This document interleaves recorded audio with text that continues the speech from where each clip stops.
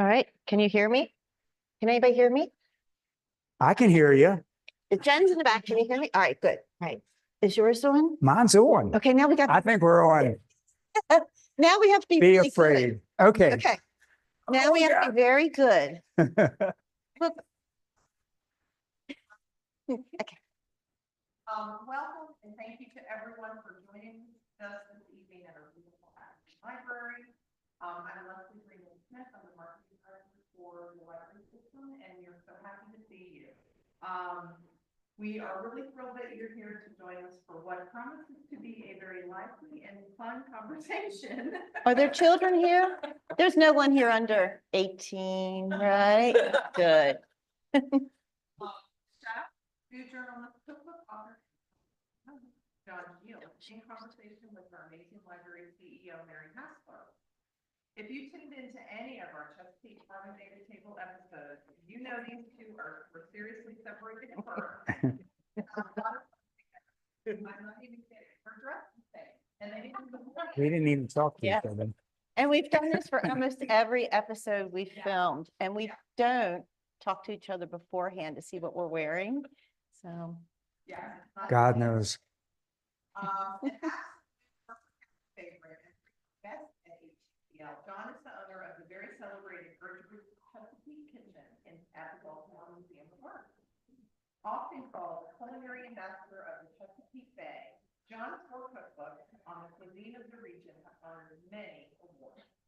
Chesapeake Bay Cooking was a James Beard nominated Book of the Year and Regional Cookbook of the Year. John hosted two highly acclaimed CBS cooking shows, Chesapeake Bay Cooking and Coastal Cooking with John Shield.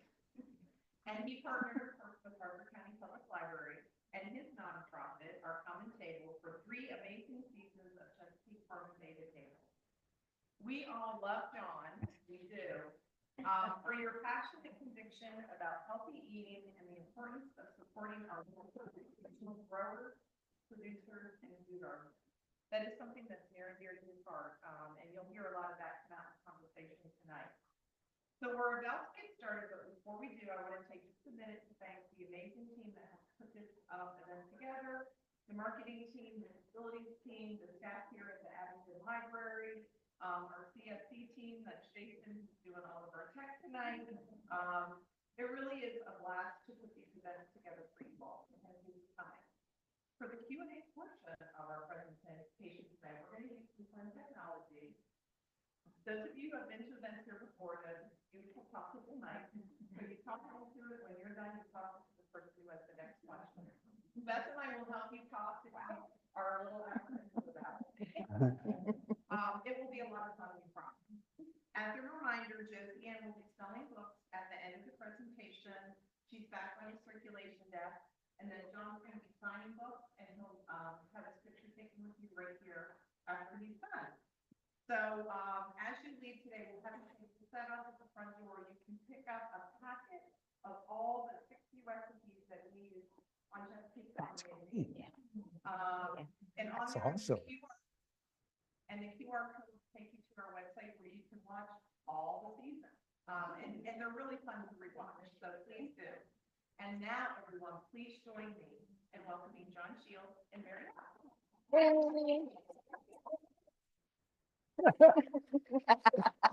Thank you very much. well, Wow. welcome everyone. We are really excited to be here. As you can see, John and I actually grew up not too far from each other, but we did not know each other at all. But we share a lot of the commonalities that we had in our neighborhoods with our family stories and more. And thank you so much for coming up tonight. Absolutely. I always love coming up here. It's just so much fun. The people are great every time. It's just so nice to visit and to see everyone and to be in the library, you know, to be in Harford County Public Library, because it's such a great community space. It brings so many people together.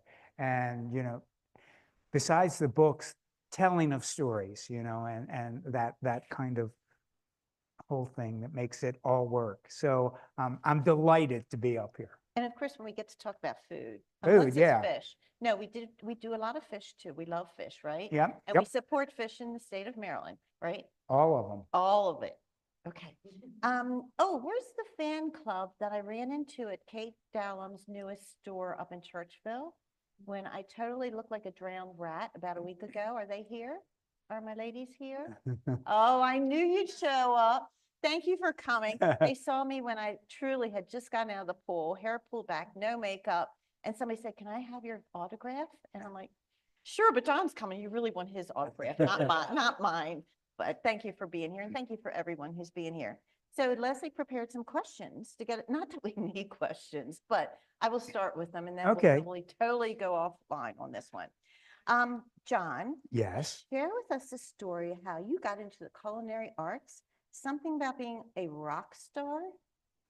Okay, so I never intended to get into the cooking business. I grew up with my grandmother, Gertie, who named the restaurant after, and I liked cooking, you know, it was fun and I liked baking things, but I never anticipated going into this profession. So actually I went to Essex Community College and then I was doing working in finance and also at the same time studying music at Peabody Conservatory. So I at some point decided I didn't want to be in the banking thing. So I thought, well, you know, I'll be a rock star. And so I just pulled up stakes, went up to Cape Cod to become a rock star. In Cape Cod? In Cape Cod. Sure. In the winter. So I don't know if many of you know when to try to become a rock star. Don't do it in the Did you say winter. the winter? The winter, yes. There's not a lot of positions for rock stars in. So anyway, I ended up in a resort playing in the lounge, and a dear friend of mine worked up there. And one day, dear friend slipped on ice and broke his ankle, and he was the sous chef at the Provincetown Inn. And he called me in and via a note, and he said, you got to go up the inn and work tonight. I said, I don't know how to do that. And he said, just go up there, it'll be fine. They'll tell you to do something. So I went up there, and the chef up there said, well, we can't get you to do anything that John Leisering does because you don't know how to cook. I said, I don't know how to cook. And he said, here, well, peel this bag of garlic. And so it was a mesh bag of garlic that was like this big, okay? Not like we get it at the restaurant anymore. That comes in the thing, it's all peeled, it's so nice. They have no idea. So I said, oh, okay, all right, I got a disclaimer. Irish Catholic from the East Side had never seen garlic, ever. Right. Ever. My grandmother warned me about it, but I hadn't seen it. So anyway, they gave me a paring knife, and so I went to town. And probably within 22 minutes, I had cut 8 fingers. And so Raymond, that was the chef, he kept coming over with Band-Aids. And after a little while, when I hit another vein or something, he said, well, why don't you get off garlic now? He goes, do you know how to make pie shells? Remember grandmother? I said, absolutely. I know how to make pie shells. He says, okay, well, I need 60. All right. Let me explain something. Well, I found a can of Crisco, and it has the recipe on the back, right? And I don't want to be derogatory or anything, but I went to Parkville High School, and which I loved dearly, but I wasn't good in math. So trying to do that calculation of going from 1 to 60, it was a lot. So anyway, I worked on that the whole day of the thing, and it wasn't the right consistency. So I'd throw a little of this in and throw a little in that, and it wasn't rolling so good either. So I just pushed it all into all the 60 pie shells. So, you know, about 12 hours later, I don't think from a cost standpoint, it was good. I got Raymond, and I said to Raymond, look, I did it. I finished them. And we looked, and all the Band-Aids were gone. And I have been doing it for 54 years. Yes, you have. That's how it all started. So, and from that point, I mean, I liked the kitchen and I started to learn things, and I worked at a number of restaurants there, and then I moved to New York and I was working in restaurants in New York City, and then came back here and worked. And then somehow I went on vacation, supposedly to California, and stayed there for 18 years. And so I kind of had 3 different restaurants in Northern California, one at a time. Was not a restaurant group person. And, so it just kind of evolved. But the one thing about it, when I was in California, first I had a small French restaurant. And then a group of people wanted me to open a big one. And I think they all thought I was going to do this California Nouvelle cooking, because I had a French restaurant. So they thought, oh, he's going to do that. And I remember I was rolling puff pastry one day, and I thought, well, what should I do? And I thought, why not do the food that I grew up with and the food that I loved? So I think it was in 1983, I opened Gertrude's Chesapeake Bay Cafe in Berkeley, California. And it was an immediate hit. And it was one of the first restaurants, through the Bay Area that were actually looking at regional American food. Because before, you would go to the Italian one, or you'd go to the continental, all kind of European things. And nobody really paid attention to how we cook, and that wasn't kind of valid. Well, then all of a sudden people thought, these are valid cuisines. So we had people that were in Berkeley that were doing things from New Orleans, Bruce Adels, who has things in all the grocery stores now. Alice Waters was there.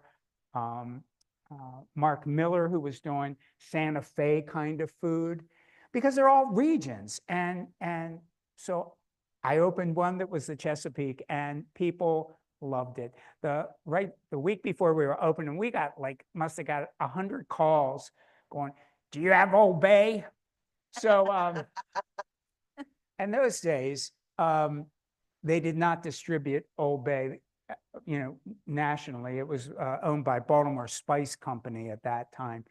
So I'd have to get people to get me some and have it send out.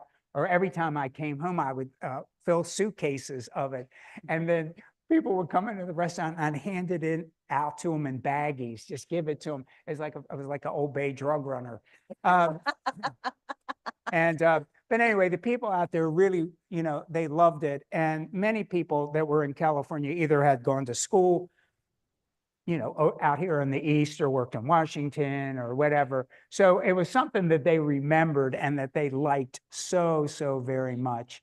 And so that's kind of how the whole thing. And then eventually I came back to Baltimore, and that's when I started doing Chesapeake Bay cooking for PBS.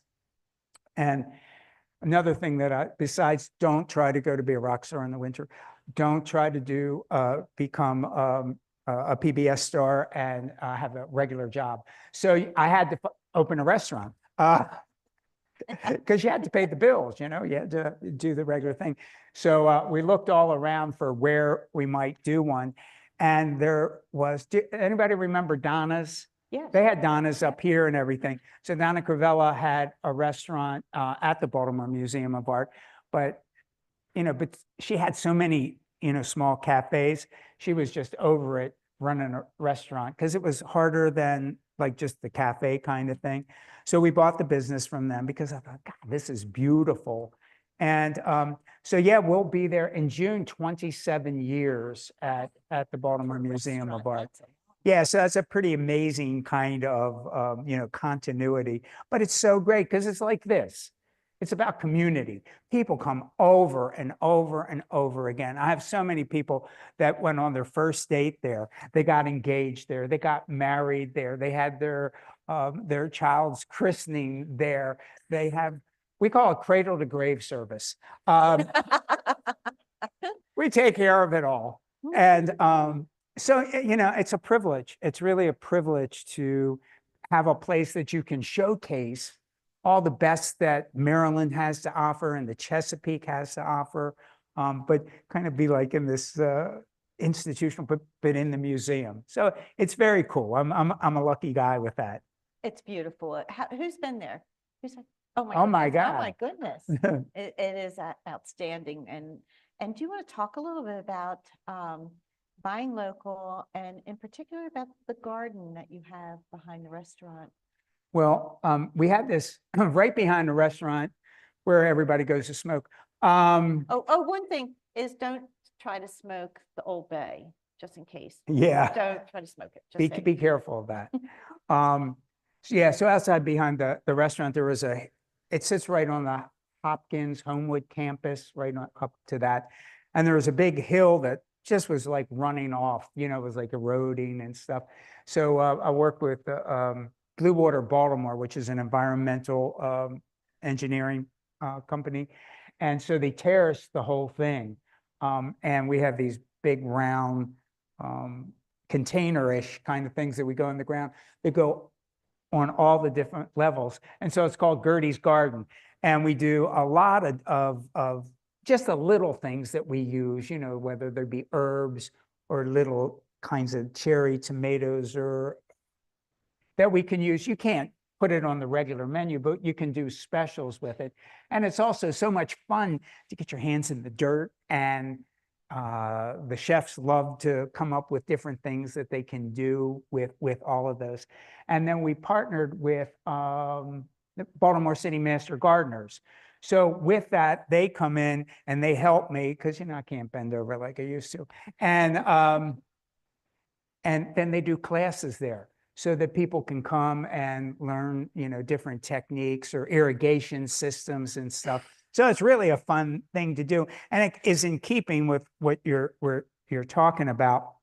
When I first moved back to Baltimore, I actually ended up moving close to where I was born and grew up, near the 32nd Street Farmers Market in Waverly.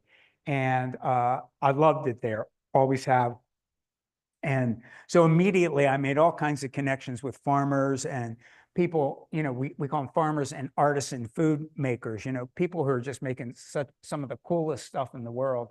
And so I started working with all of them, and over the years gathered more and more and more and more and more people with that. And so we really try to integrate as much of that as we can into the restaurant. And also, you're kind of cheerleaders even there. The servers all know the stories, and sometimes we take them up to the farms. And so they meet the people that are growing them, they meet their kids. It gives you a completely different perspective on when you're working with food, where you can, in your mind, you know where it came from. You know all the work it took to do it. So you have a lot more respect for, for food like that. And they love it. And then they're able to talk to guests and tell them about these farms and introduce those kinds of things.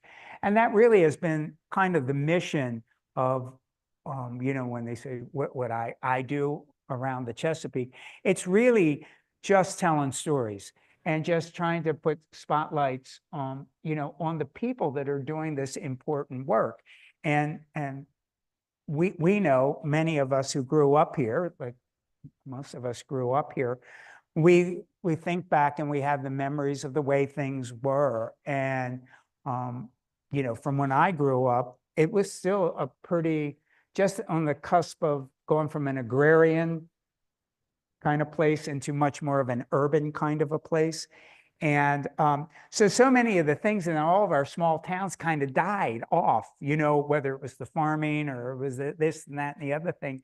And that economy, when that all disappears, so does the economy around. So if we go over throughout the Chesapeake region and go to a lot of small towns, I saw so many that had just, there was nothing much left.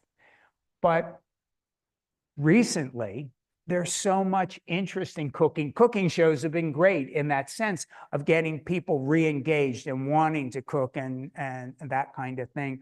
But people who had gone out of farming, and we know many people just even up here who were going to go out, either went back in, or their kids who they figured would not be interested at all, went to really good colleges, but then came back into the business, looking at different models. How can we sell? How can we become more profitable?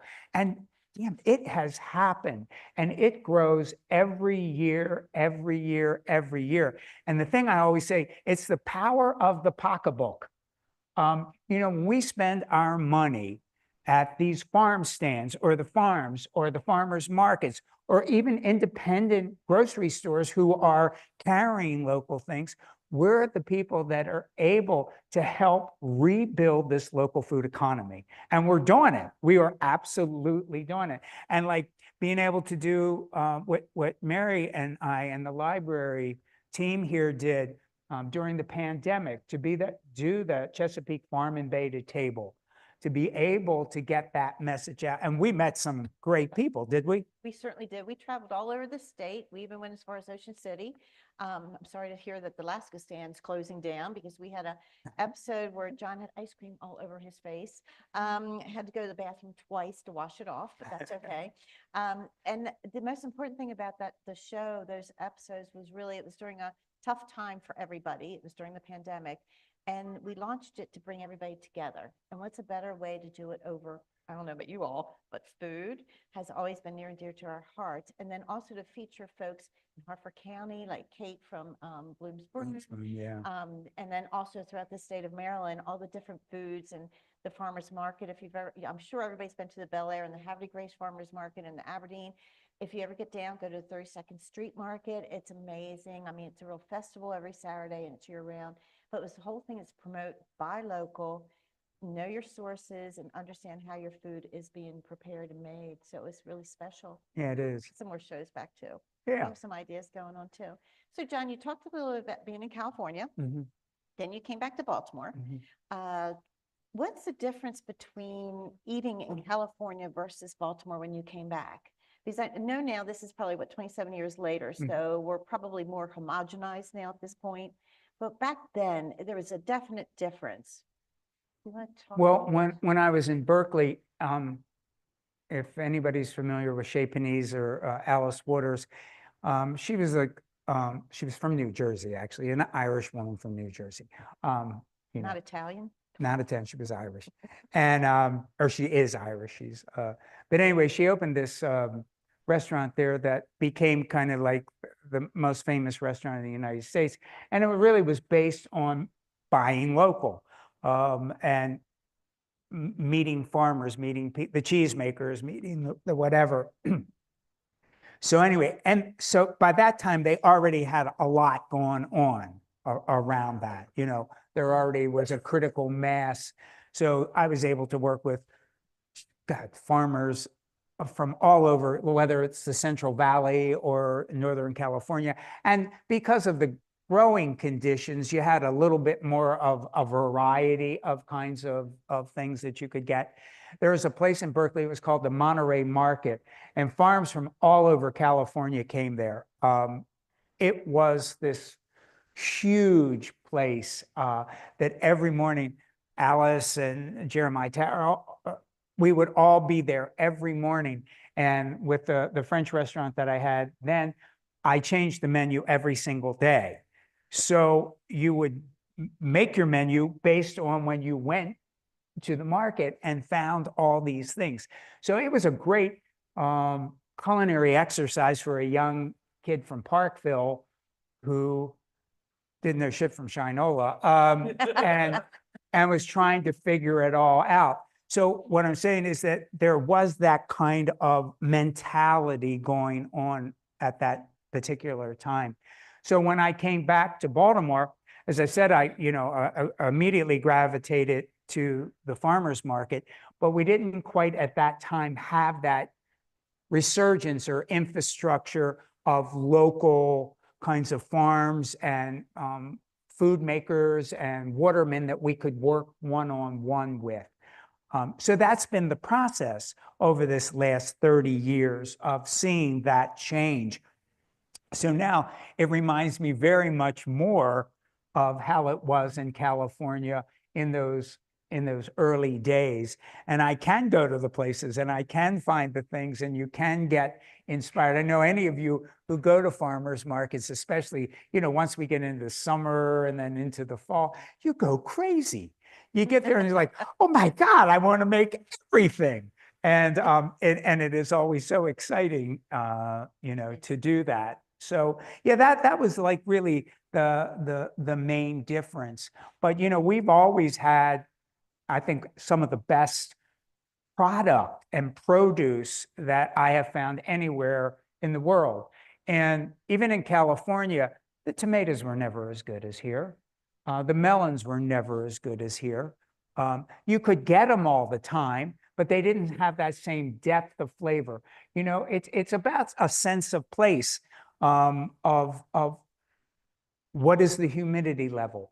What is the salinity of the bay? It's going to give different flavors to oysters than the ones that you would have been getting out of the Pacific.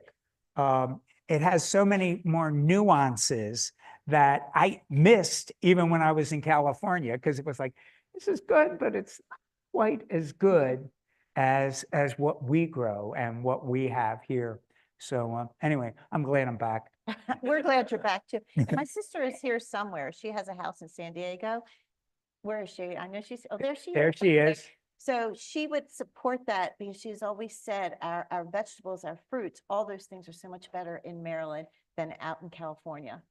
Yeah. Yeah, especially, I mean, obviously in season, because that's the issue. If you want to get good food and taste at its best, it has to be in season. It reminds me of my grandmother. She would get so excited, like right around this time, March, once she would get into March, that's all she would talk about is asparagus is coming.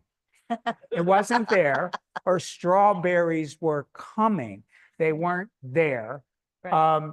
But then when we got to that place in the later spring, when the asparagus came up and we would go to the farmers markets and the Lexington market, or any of the North Avenue market, or even the Arabers that were bringing the asparagus from the Eastern Shore over, it was so good. And then it's gone. Yep. And Yep. then it's gone. And so there's something to be said about delayed gratification. We live in a society now that we expect to be able to get anything anytime we want, and it's going to be good, and that's the way it is. Well, traditionally, that's not how things work.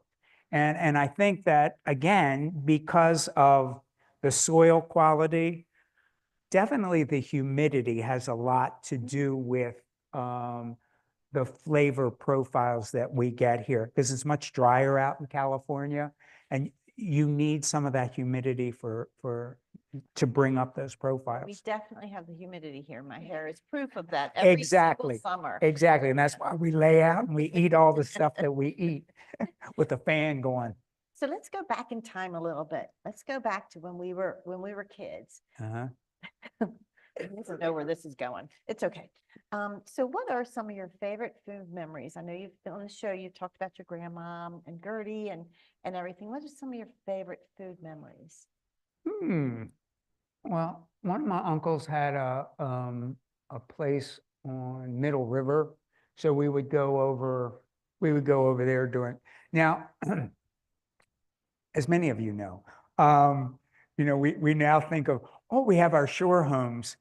No, it was our shore shack. Sure. Yeah.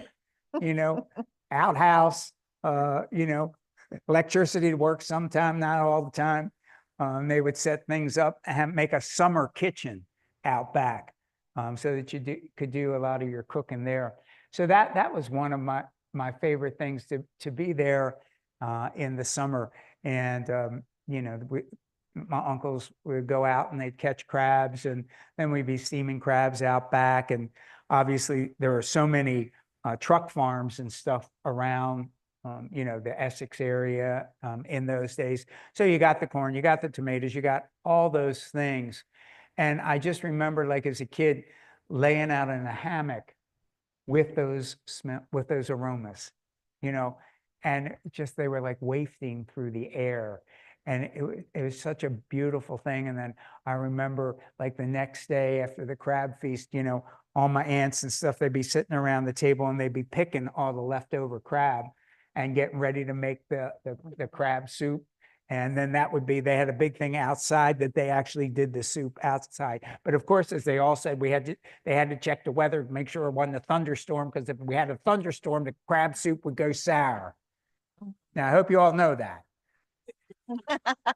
For God's So sake. don't make soup if it, what is it? If it's A thunderstorm, No crab soup. no red crab during a thunderstorm. We're just full of Goes this. bad right off the bat. Don't smoke your Old Bay and don't make crab soup if it's going to And thunderstorm. Do not, the ants, oh, I had the one aunt, Minnie, every time we'd be running around like crazy people, kids, and she'd grab me, she'd pull them over. Don't you eat no ice cream after eating them crabs, because it'll turn to stone in your stomach and you'll die. Holy mother of God. So I don't eat ice cream with crabs. Just in case, Minnie was right. I think she might have been right. Yeah. Yes. So things like that, other things like going to my grandmother's, like she only made, all my grandparents were Irish except for one, Gertrude, and she was German. And that's who I hung out with most of the time. And she would make the sour beef and dumplings a few times a year. And she had that, do you remember the Guardian cookware? It's like this hammered kind of like thing. And then it had glass, kind of glassish tops. And so I just remember going into her house and smelling this sour beef cooking. And then she had those big pots that, you know, were black, but with a white speckle kind of things. And then she would make things of potato dumplings, and they were all floating. And that I got so excited about that area. But, you know, these are the things that give us memories. These food memories are very important. And I remember, you know, being the fancy hotshot chef from California coming back one year, and it was, I think Thanksgiving. I think it was Thanksgiving or Christmas. Anyway, I learned all kinds of things, you know, in California. I could make this and I could make that. So I decided to make some of these things. Oh dear, that did not go over. This was so wrong. So wrong. So just keep that in mind, because one of the things that I have really learned over the years, whether it be Christmas, whether it would be any kind of holiday or Thanksgiving, you know, I still haul out, and my sisters do too, so many of those recipes from my grandmother Gertie, from my grandmother Shields, and even the great-grandparents. And so I always feel, you know, it's this kind of comfort when you're sitting there and that you're eating it. And the one thing that I believe, that as long as we cook those recipes and those things, those people are still with us. So when we're having that meal, they're still with us. So there is something about that tradition and that memory kind of thing that it all pulls together. So yeah, it's powerful, that stuff. That how about you? Well, my dad used to make hamburger soup in the pot, and it was delicious. And he also would make, for my birthday every year, chicken and dumplings. They were the drop dumplings, back of the biscuit box. Oh my God, I still love them. I still have a box at home, and every so often I'll treat my husband on that. And then my mom was one of the first green gardeners in Baltimore City, where she turned our whole backyard into growing green beans, which my sister just adores green beans now. Broccoli, zucchinis out of the world, tomatoes, and she would go and leave little bags everywhere. All her friends enjoyed that. We enjoyed it too. The green beans we did quite extensive. I will eat green beans. Kathy will not, unless there's mushroom soup on it. But, you know, it's all about those memories. So my husband and I have been married almost 50 years. And I inherited some recipes from his mom, who was German. So we make corn pudding. We always have corn pudding. We always have turkey. Sometimes I'll throw the ham in for Thanksgiving because his mom was really big in the hams. So it's the same thing. It's every time I'll ask the family, do you want me to make something different this year? No, as long as we have corn pudding, I'll be happy. Okay. So, but it brings everybody else who used to be at the table they're still there in spirit with you, which is Yeah. always important. Yeah, that's good.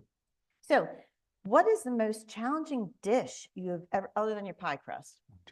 What is the most challenging dish you have ever made Oh, God. that you're like, I will never do this one again?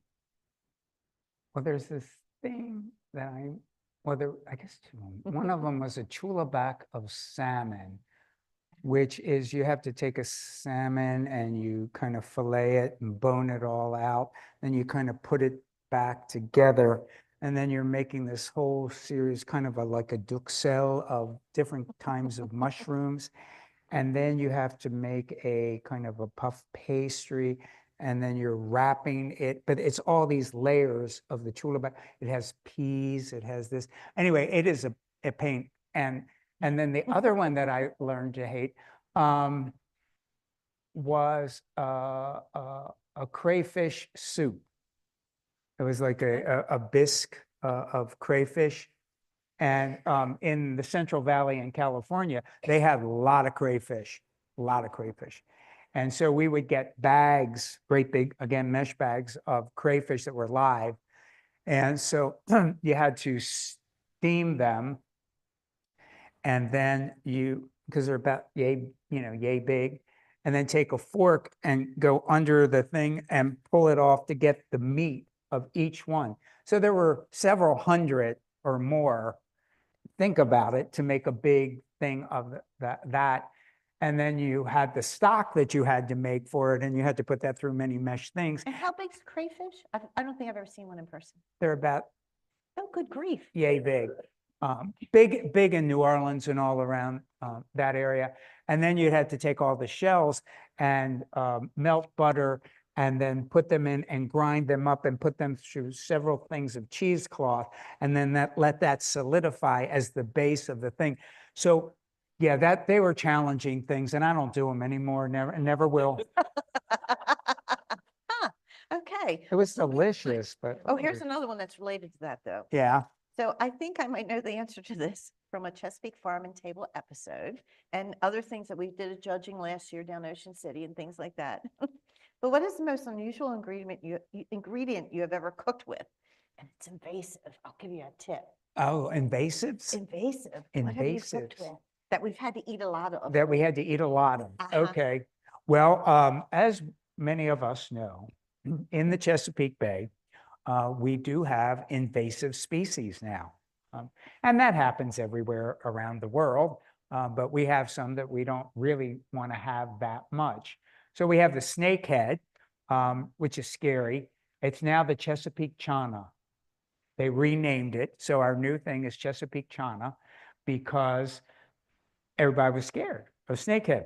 Okay, Chana's not better, but that's okay. But Just that's saying. what they did. I don't know what to I say. know. I'm like, They said it has something to do with the Latin name. yeah. Yada, yada, yada. But anyway, and then the real culprit is the blue catfish. So how many people have bought the blue catfish? Good job. Good job. Okay, everybody. good. So let me explain. Free. So in the 1970s, some sports fishermen in Virginia decided to release these catfish that were out of the Midwest into the bay to catch them. So sometimes in retrospect, we think of things that were smart to do and things that were not so smart to do. We're going to go with this as the not so smart to do thing. So this particular catfish, the species of catfish, is now taking up the biomass of the Chesapeake from the Bay Bridge south, 80% of the biomass of the waters of the bay. Okay. It is prolific. It has no natural predator enemies. There's none except for us. They grow to up to 150 pounds. Monsters. They eat everything. Some of the things that they like the most are oyster spat young, young crab, and young rockfish. So they have and they have no predators that that go after them. So anyway, so that was kind of an unusual ingredient for me to start using because I wasn't tremendously familiar with it. And so let me tell you a little bit about it. The flavor, the texture of it is phenomenal. It's not similar to our native catfish. I don't know if y'all know the native catfish. I mean, like when I was in Middle River, we'd have these big catfish traps that we set off of the pier, and then you would take them. And my grandmother said we always soaked them in milk for like 24 hours, like the fillets, because they were muddy. They had this muddy, because they're bottom feeders and had quite a unique flavor. So a lot of people were not keen on the idea of eating catfish a lot. But then all of a sudden we have the blue catfish. So this species swims mostly like midwater, and then it goes down and eats everything that it possibly can, but it doesn't have that kind of muddy flavor at all. It has a much firmer texture than the native catfish as well. It grills well, it sautés well, it broils well. Sometimes use, like I just did for the Baltimore Restaurant Week, I did a blue cat imperial. So I used the blue cat instead of rockfish, and then did the crab meat imperial on top of it, and it's absolutely delicious. But it involves eating a whole hell of a lot of catfish because there's so many of them. The other issue about it, you only want to get them or use them when they're 20 pounds or smaller. And as I said, they grow great big, but they pick up a lot of PCBs and toxins in the thing as they get bigger, like any fish that does, like even an ocean-going fish. So the idea, basically, they grind that up as fertilizer. So the fishermen, a lot of the fishermen around, or watermen around the Chesapeake, in the winter have gone from doing oysters to do blue cat. And so it's an interesting evolution, but it's a very important thing for all of us to pay a lot of attention to. So I used to go to, you know, Wegmans, or I'd go to the Giant or Safeway, and I'd go to the seafood department, and I'd ask them if they had catfish, and most of them were bringing in the farm raised from the Midwest, which is very good. It's a nice product. I'm not disparaging that, but I said, do you know that we have this, species here, and you can get it for a really good price? So we have been able to get more and more and more and more grocery stores around here to start carrying that blue catfish. So if you're ever at a grocer, ask them if they have the blue catfish, and if they say no, you say, why not? And ask to speak to the manager of the seafood department, because it really is an important thing. Because if we do nothing about it, in another generation or two, there will not be crab and there will not be oyster. You know, that will be the predominant thing in the Chesapeake Bay. But we're doing a lot of work with it, and we're really getting, thousands of tons out constantly. But it was unusual to me, but now it's not. I make fish cakes out of it. Instead of coddies, I make catties. So I take the fillet and I pack it in rock salt for like several days, and it turns into, salt cod bacalao. You can do the same thing with this. And then instead of making a coddy, I make catties.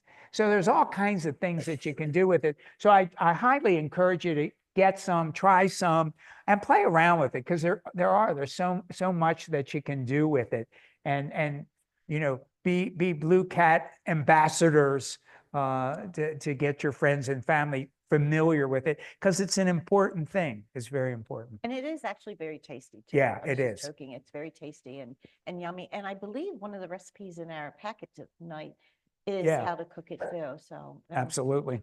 So one of the things you touched on a little bit about the caddies, but when crab itself got very expensive, you came up with something very unique with your crab cake. Oh, dear God. They're going to run me out of town. Coming either.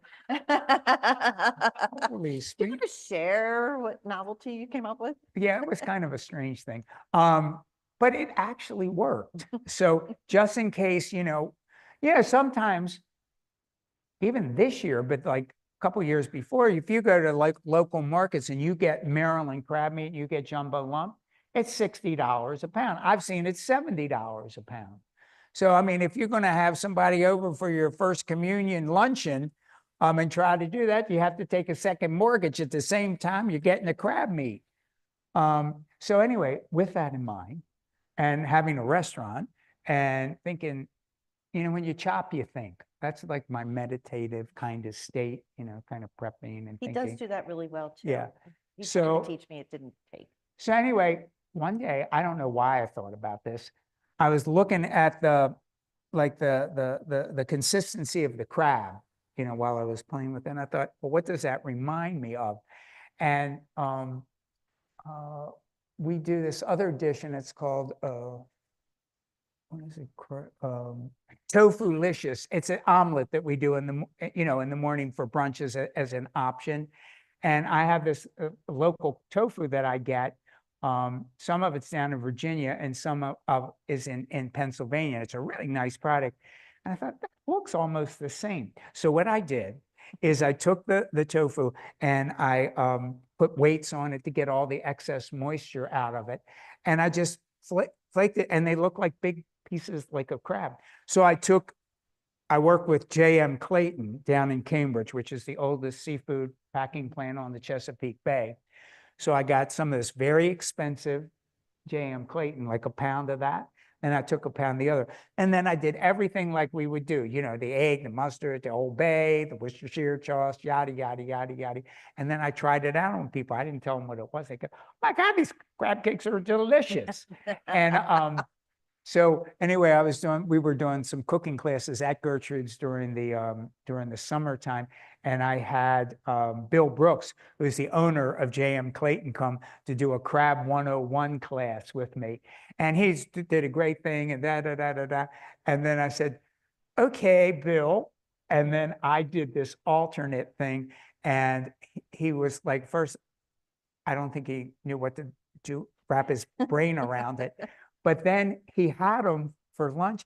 He said, these are amazing. So I'm not telling you to go out. It's just thinking outside the box sometime. Tofu, for instance, it's local. It's high in protein. It picks up any kind of flavoring that you're going to put in it. So if you're going to be putting Old Bay and Tabasco sauce and stuff, it doesn't know. It just picks that up. And so if you're still getting all the wonderful flavor, that brackish flavor of the crab, you can extend that, and you're not spending so much money. And, you still have that sense of where we're located. Because, most of the crab meat, about, I would say 95% of the crab meat that we get here is imported. And it has been since like the 1970s into the 1980s.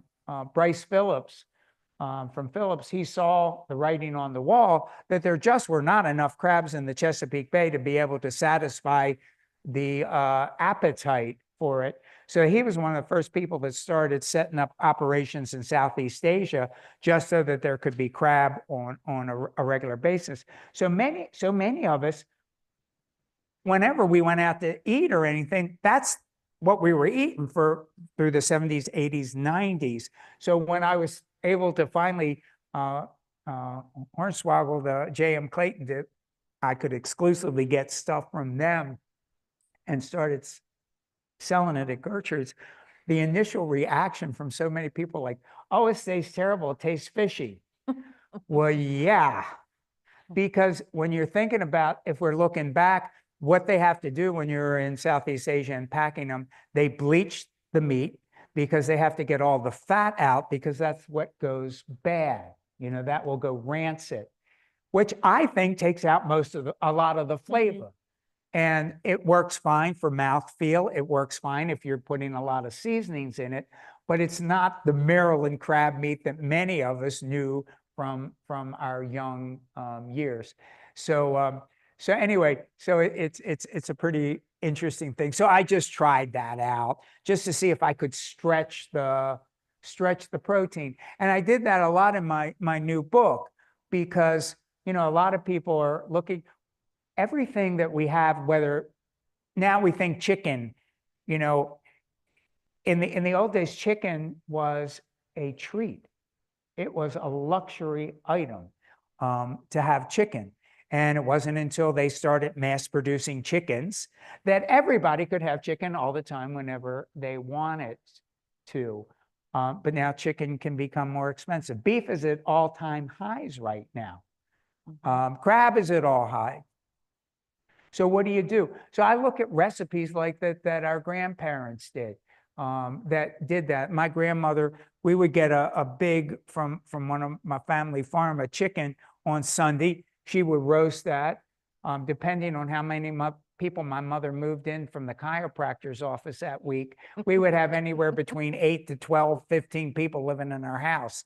And so somehow Gertie could take that one chicken with about 12 different side dishes of every vegetable from the markets and stuff. We'd all have a lovely dinner, right? Then that next day, she somehow miraculously made chicken salad off of that. And then on Wednesday, she had a whole thing. She took the carcass and everything and made a chicken soup, and she made homemade noodles and put it in there, and we have a whole nother meal. That's what I talk about, stretching the protein, you know? And that's something we need to relearn, you know? And those soups, those stews that we grew up with, you just need a little bit of something, put all your vegetables, your beans, your grains in, and it's going to make us healthier. And it's going to make the Bay healthier. So I call it Bay and body friendly food. I love it. Yeah. I love it. So you talked a little bit about some of your tips, Uh-huh. you know, things outside the box, think outside the walls, stretching foods. Are there any other cooking tips you'd like to share? Now I can tell you this, when he boils potatoes and he says, add some salt to it, he adds salt to it. I was like, whoa, the first time I'm like, that is a lot of salt. I never knew to add that much salt. But the thing is, potatoes don't really have really good taste if they're not have the proper salt to them. So your water has to have the proper salt. It does. And another thing that I Understand. learned from, I go once or twice a year to visit the relatives in Ireland. And one of the things I learned from in Ireland is that I boiled the potatoes in their jackets. And then once they're done, you put your thing through it, then I peel them and then I mash them or use them for whatever I'm going to do. And all of a sudden it made so much sense because when we cut the potatoes up and we put them in water, they absorb all the water. So it takes away a tremendous amount of the flavor of the actual potato. And if you do it like that, and then you mash it, they're so much fluffier. They're so much lighter because they don't have all the density of the water in them.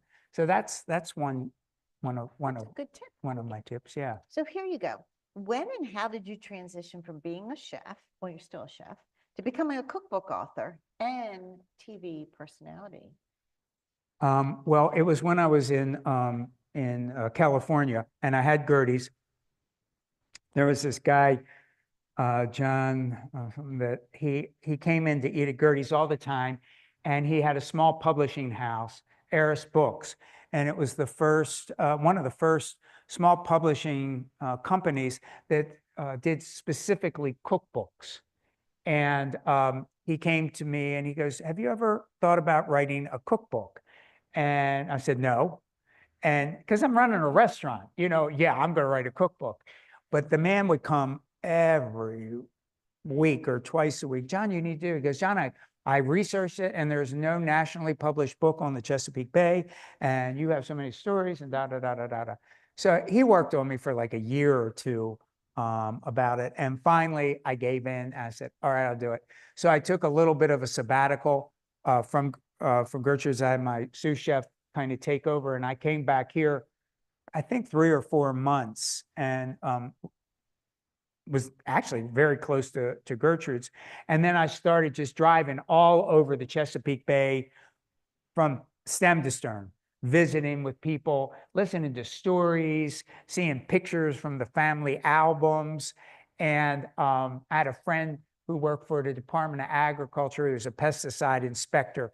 And Glenn Jordan, he knew everybody in every county throughout the thing. So all he'd do is call him up and say, John Shields coming down. Can you talk to him? Because otherwise they wouldn't talk to you. And so that's what I did. So I went and just collected so many recipes and so many stories. I never had any intention of it being about me. This is about the food that we all grew up with. And I wanted it to be quite authentic. But so that's how I started the cooking thing. But also during that time, I thought, this is more than a cookbook too, because the stories were amazing. So anyway, so I got the book done. Dear God, I had an Apple IIe thing. All I wanted to do was have a goddamn book done. And because I didn't know how to write a book. So I finally got it. I finally got a manuscript in, and I thought, I don't care if I get one copy from my mother and I'm done. I don't ever want to see a book again. Well, some of you may not be aware of this, but when we opened the Bel Air Library, when we renovated it back in almost 30 years ago, John was our guest speaker for the grand opening. So I was going to ask Leslie, our marketing director, to find a photo of John standing in the lobby selling the books, and it was a really That's when the big first deal. one. That's when the first one came out. Yeah. And somehow, I don't know how it happened, but it got nominated for the James Beard Award, and which I thought was lovely. Did you win? No, I was Oh. one of the runner-up, but it was really nice. I mean, you should have seen the people I was nominated against, and this was my first. So that's how I got into that. And then I would come back all the time from California to do PR stuff, and I had to do all kind of radio shows and stuff. And I was on a book tour, and the publishing company, by that time I was with Random House, and they would give you a list of who you were seeing and warnings about the people. And so I was coming back here. I had been in Philadelphia, I was in New York, and then I had to come down here, and I was doing a show with Elaine Stein. I don't know if anybody remember. She was WBAL, and then she did a thing with PBS for a while, and so they had this kind of warning thing all over, and I'm like, oh Jesus.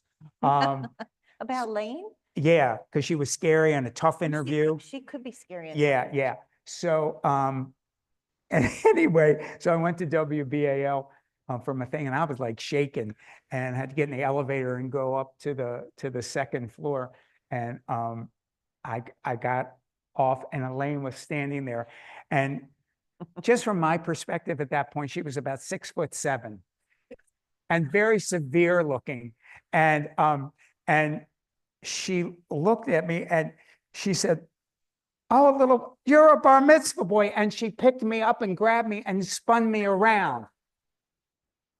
So we were friends forever from that day on, and so Elaine had worked a lot with Maryland Public Television over the years, and I subsequently did a lot of shows with her, and she goes, "You need to do a TV show. I'm calling this one and that one." And so that's kind of how that happened. And so we did Chesapeake Bay Cooking, and that got picked up by, I think, about 85% of the networks nationally. And then we did Coastal Cooking, which got picked up by the entire everybody at that time. So that, sometimes you just show up. And things happen. That's people, the young people, they always say, "So how did you do this? And how did you do?" I said, I get up, and you just get out there and you show up. And if you show up, everything will happen. And it's really the truth, isn't it? All I have to do is get up and show up. All right, so let me get this one straight. You were a rock star in the middle of winter in Cape Cod someplace, Provincetown, wherever that was. Yeah. You went to California Uh-huh. and became renowned for the Chesapeake cooking. You came back and you've published several cookbooks. You've traveled all over the coast and had warnings of not to talk to people.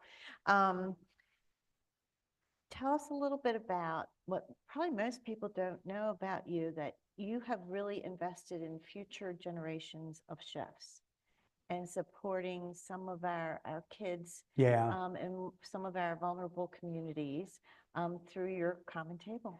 Yeah, I think it was about the 20th anniversary. I think the 20th anniversary of Gertrude's. We were having a big party and stuff, and my colleague back there, Josie Ann Pennington, and some other people, I said, what could we do? What could we do really good for our 20th anniversary? So we started kind of a nonprofit, and the nonprofit is our common table. And so it initially started 100% about being a scholarship program, and it's a scholarship program for young kids, primarily in Baltimore City and Baltimore County. And we work with College Bound, who kind of matches kids with different colleges and different scholarship programs. And so the mission of that was to get people, young kids that wanted to go into culinary or hospitality. We've also been trying to work on that into future farming as well. And so we've been quite successful with that. And we have, how many students in now?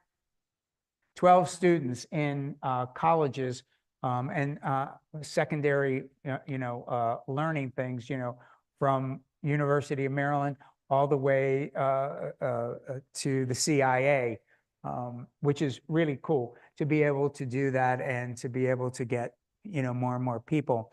And then we expanded that. And one of the places we first started working with was with Mary and Harford County Public Library around this whole notion of part of our mission as educators is to get this word out. And what a better way to get it out than with food? And that's what I always talk about, our common table. We can come up with so many solutions and so many ideas and so many things. I hear the greatest things and bring people from every background, every perspective. And when we come together around a common table, around the food, so much happens. The magic happens around there. So that's, so much of what we do. And, we work with the library. We do a little video kind of social media thing called Chesapeake Bites that now has over 2 million engagements and 1 million engaged watches over the last months.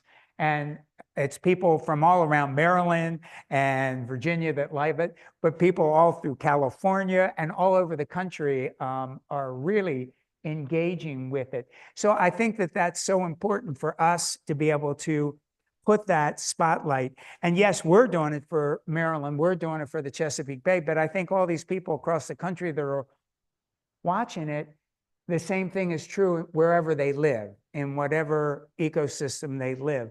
The same stories that we're telling are, hopefully somewhat inspirational. I think they may be. I think they may. Are we okay on time, Leslie? How are we doing, Leslie? You know me. Well, I'll sit here and talk all night. Because we do want to get questions. Yeah, we do want questions in the book signing. Yes. So when we did the show initially, it was all live. So did anybody catch any of our live episodes when we had some bloopers that would happen? So one of the first bloopers we had was I had a whisk and I was supposed to whisk something on the stove and the whole whisk fell apart in my hands as I'm stirring it. Now, is this the whisk? Oh my God. She didn't know that. It is the whisk. Oh, I love this whisk.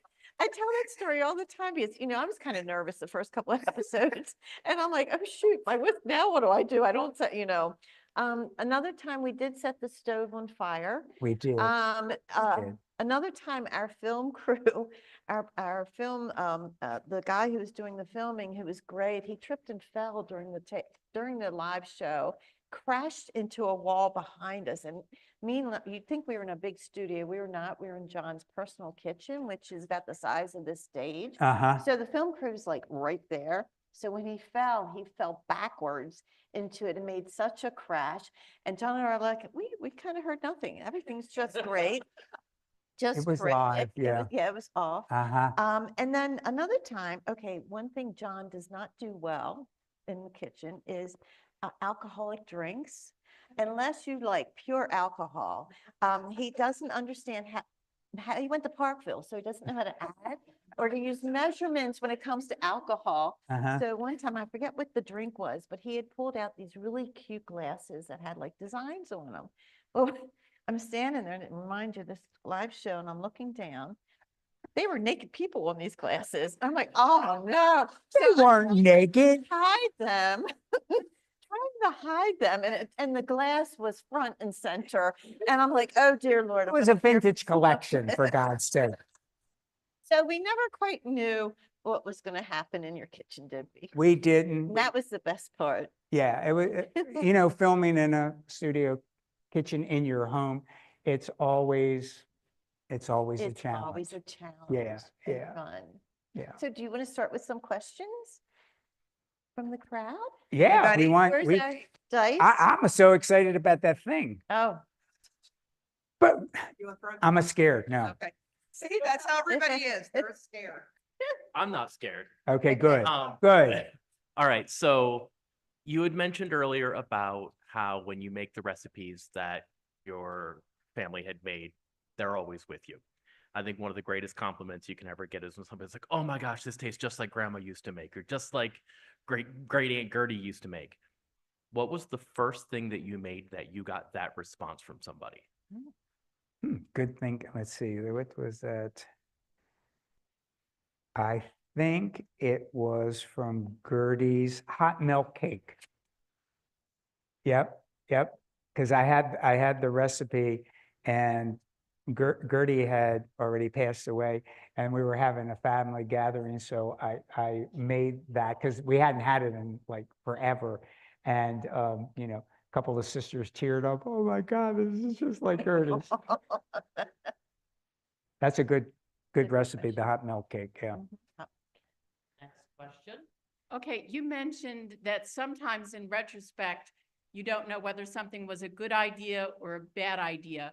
So looking back at Gertie's Chesapeake Kitchen in California and the other things, do you still think it's a good idea that you let the rest of the world know about our soft shell crabs? You're absolutely right. I feel so bad about that. Because what was the name? Handy's crab, also out of Crisfield, is the largest producer of soft shell crabs in the world. The rest of the places around the Gulf and everything never had a really robust soft shell crab industry because it's a very difficult, tedious process to do soft shell crabs. And then all of a sudden, soft shell crabs became the hottest thing everywhere, whether you were in New York, LA, but they were all from Crisfield, Maryland. And then it got bought up by a big company from Japan. And so much of the soft shell would immediately be nitrous frozen kind of thing, and then shipped off.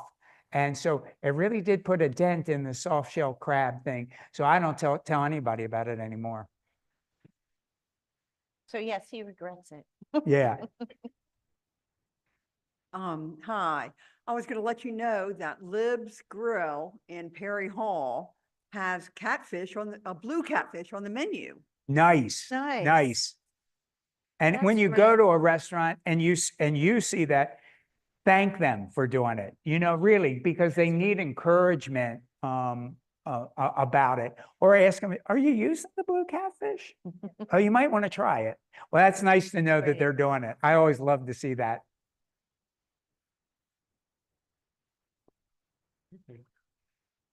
I'd like to know, what is your favorite thing to put on a Maryland beaten biscuit? On a who? Maryland beaten biscuit. Well, I usually like keep it kind of simple. I like a ham, real thin sliced ham on it. It could be a Virginia ham, Smithfield ham, something. Yeah, some kind of country ham is, I think, the best thing on it.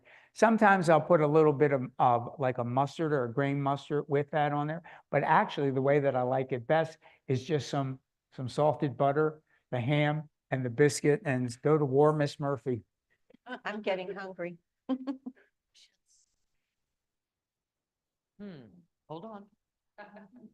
Hurl that Yeah, thing. right. Oh. We bought Ready? this hard plastic and we couldn't use it. So what's your thoughts about organic food, Oh, meat especially? That's a good question about organic food. So I work with Joan Norman. She's the owner of One Straw Farm, which is the largest organic farm in Maryland. And I work with a number of other smaller organic farms. So I guess, I think some of the things that we need to think about when we're thinking about growing organically. What does growing organically mean? It's basically using soil that has good soil health in it already, or building up soil to give it better soil health, so that we need to use the least amount of input, whether it be chemical or any other kind of fertilizer, to grow. And that's the basic bottom line of what an organic philosophy is, so that you're probably not going to be growing on as much acreage. You might not have 10,000 acres. You might be working off of 20 acres, which is still a lot of land to work. I mean, that's a lot of land to work. And so you're going to have crop rotations going around, so that you're not always growing the same crop in the same place every year. Because generally what will happen, especially like with corn, it sucks all the nutrients out of the soil, and then it's not productive without using a lot of chemical to make it productive. And so when you have like a lot of big farming that does the same thing year after year after year after year, that thing that we used to call soil is just a sponge. And that sponge is used to hold the chemical to make the corn grow, which then seeps into the waterways, whether it's a creek or a stream or a lake, goes into the bay and goes to the ocean. So that's why we have all those dead zones, these these no oxygen zones, which kills a lot of the fish. So the idea is, and I know a lot of people that have been into organic and then they got out of organic when they redid the organic regulations. They made it more complicated, but also easier for like somebody with 10,000 acres to get organic certification, even if it wasn't 100% quite organic. So what they did is, there's other certifications. It's more just saying, we grow organically. And they have all kinds of records that you can see how they approach the soil and how they approach rebuilding the soil. And, they'll think about back in the, in the days like when my family had farms, and I know a lot of farmers now, they had cows, they had chickens, they grew corn, tomatoes, lima beans, all kinds of things. And they rotated those things. So the cows would graze in one thing, and that would take care of tilling. And then you'd have the feces that then becomes dried out, and then that becomes fertilizer. And year after year after year, it would rebuild the soil. And you have this rich, wonderful soil that really can grow. And so I'm seeing more and more people who are interested in it or are transitioning into, organic food. What are the health benefits of it? I mean, there's so much different controversy and so many different studies about this gives you more and this gives you more. I do know that for a lot of the people that I work with that grow organically, that the quality of the product is very good. And I find from a flavor profile that it's very good. And I try to support that as much as I can, because I know that these folks are really working so goddamn hard and really trying to keep the health of our soil, all in this Maryland and Chesapeake region, healthy. And that also contributes to the health of the Bay. So that's kind of my 2 cents on Okay. that. That was more than 2 cents, but I like. Yeah. Mhm. Where are we? Oh, here we are. So I've never been to Gertrude's. However, I'm definitely going to make my way there now. What is something on the menu that you recommend I have to try? Oh, dear God. Okay. Well, yeah, people always ask me, when I'm there, they say, well, what should I get? I was like, oh, dear God, I don't know where to go. It depends on what day you're there and what you're feeling like. Obviously, I'm a big proponent of the crab cakes because people come and we use local crab. We do 2 different kinds of crab cakes there. We do the Gerties, which you can probably figure where we got that recipe. And then we do a boardwalk. So what the boardwalk is instead of having all jumbo lump and lump, it has all the parts of the crab in. So it has jumbo lump, it has lump, and it has claw. And so like in the olden days when you would go to a fair, to the state fair or something, you would get the fried ones and they had a lot of claw, and they had, in those days, it was special because it was less money to make the crab cake, but it tasted really good. So we do one like that. I was also talking about the Rock Imperial. We use wild caught rockfish, and it's amazing. That's one of my favorite fish in the world. It really is. So, like when you're ready to break the bank, you go for the Rock Imperial.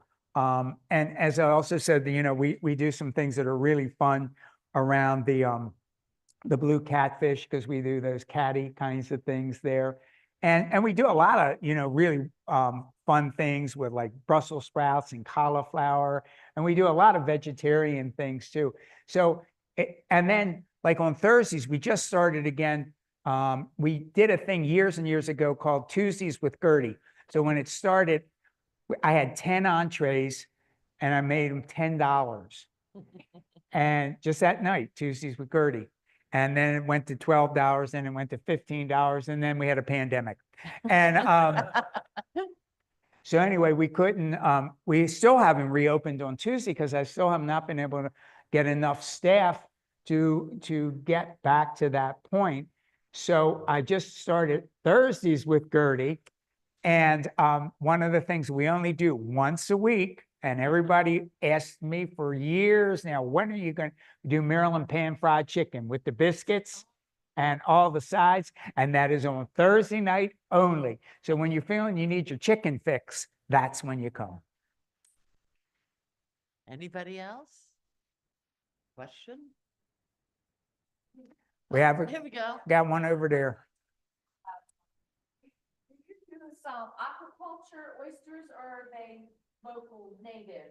Another good question. And this is something that's kind of an important one too. How do we eat oysters anymore? Traditionally, the Chesapeake, that was its biggest product, was oysters. We put more oysters out than any other place ever. And so we had wild oysters, and then we had disease that got into the Bay and pretty much wiped out our wild oyster population. That is starting to rebound. We work with the Chesapeake Oyster Recovery Project and building new oyster reefs. And so that is coming back. We are getting more wild caught. But we have oyster farmers all over the Chesapeake now. So what does that mean? Are they putting bad things in? No. They have cages and they sit mid-level in the water. They get less toxins, they get less this, they get less that. They don't have to feed them because they eat all the plankton and the stuff in the water, but they can control the growth.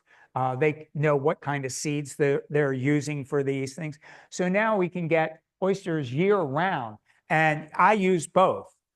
Depending on what I'm doing, I get the wild caught, and we do numerous oyster kind of festivals and things. But And, you know, we have that thing of, excuse me, you can only eat oysters in the months with the letter R. And that really came from European fishermen who moved to the United States. In Europe during the summer months, they had the red tide. And the red tide was this horrible toxicity. And if you ate it, you really could die. So they brought that tradition over with them here. And that's how that settled. It wasn't necessarily true for us, but it made sense. We didn't have refrigeration then. The water temperature in the summer was higher. So it made sense to let the oysters rest. They also spawned during that time, and they were skinnier, they weren't plump. But again, the farm raised you get, they're nice, plump, they're consistent year round. So try both of them, and they're available, and they're really good eating. And again, rebuilding that local food economy. We're giving people, they're making money off of that. So those oysters, the same that went the soft shell crab up to New York, well, they're all going up to New York too at all the oyster bars, and they're loving the Chesapeake oysters. Yes, yeah, they come back. We save all the shells, they come back and they pick them up like once a week, and then they get them, grind them up and put them back in. They're doing a great job. It's a great thing. Gets a little smelly out back in the summer, but who That's okay, it's good cares? for the garden. Who cares? Well, John's going to be back with us for the Taste of Harford. Yep, So he'll be there up at Vineyard Farms on May 18th. we'll have a great time. We will have a great time. in We all- haven't decided what we're doing Yeah, yet, we don't but know what we're doing. we're yet, coming but we'll up have with some a great time. It'll be very ideas.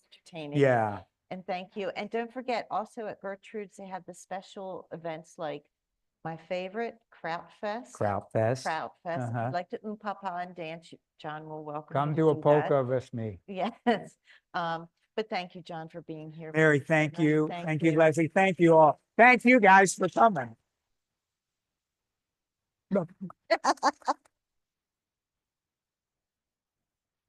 That John, buy a book, Josie will be back there selling books, or if you brought a cookbook that you have, I've seen a lot of original. Yeah. cookbooks. See, I love seeing them, especially if they're dirty and they have food in them because you've been cooking.